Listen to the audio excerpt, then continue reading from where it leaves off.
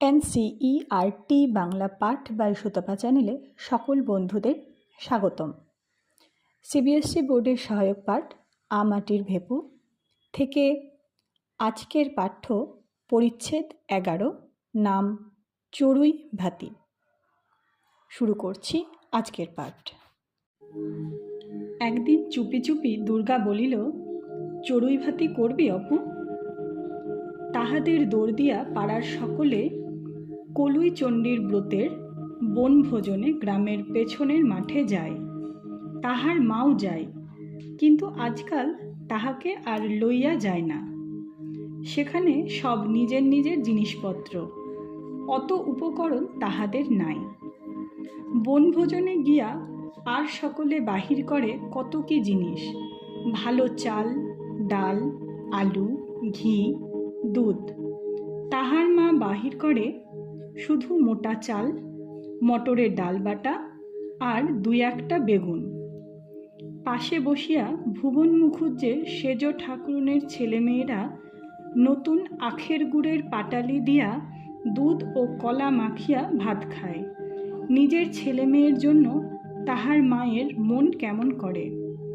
তাহার অপু ওই রকম দুধ কলা দিয়া পাটালি মাখিয়া ভাত খাইতে বড় ভালোবাসে।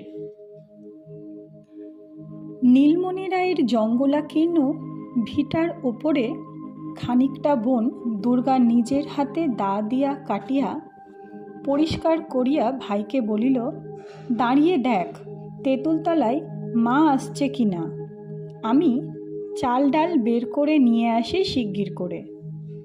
একটা ভালো নারকেলের মালায় 2 পলা তেল চুপি চুপি তেলের ভাঁড়টা হইতে তুলিয়া লইল। মাল মশলা বাহিরে আনিয়া ভাইয়ের জিম্মি করিয়া দিয়া বলিল, শিগগির নিয়ে যা, দৌড়ো অপু। সেইখানে রেখে আয়, দেখিস যেন গরু টরুতে খেয়ে না ফেলে। চারিদিকে বনে ঘেরা, বাহির হইতে দেখা যায় না। খেলাঘরের মাটির ছোবার মতো ছোট্ট একটা হাঁড়িতে দুর্গা ভাত চড়াইয়া দিয়া বলিল, এই দেখ অপু, কত বড় বড় মেটে আলুর ফল নিয়ে এসেছি এক জায়গা থেকে। পুঁটুরদের তালতলায় একটা ঝোপের মাথায় অনেক হয়ে আছে, ভাতে দেব। অপু মহা উৎসাহে শুকনা লতা কাটি কুড়াইয়া আনে। এই তাহাদের প্রথম বনভোজন। অপুর এখনো বিশ্বাস হইতেছিল না যে এখানে সত্যিকারের ভাত তরকারি রান্না হইবে।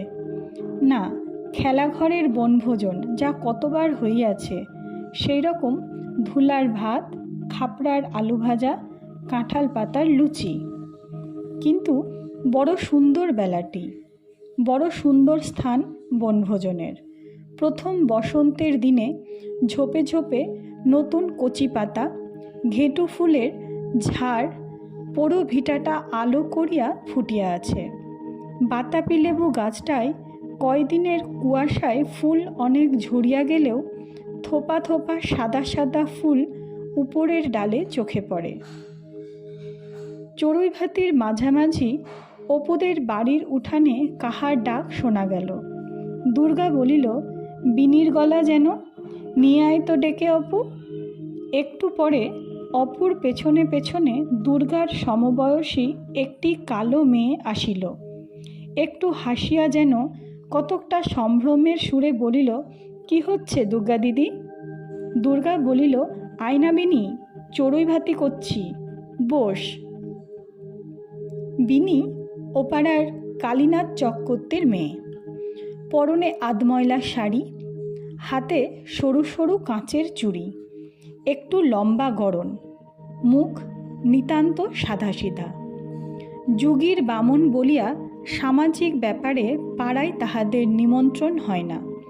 গ্রামের একপাশে নিতান্ত সংকুচিতভাবে বাস করে, অবস্থাও ভালো নয়। বিনি সানন্দে দুর্গার ফাইফরমাস খাটিতে লাগিল।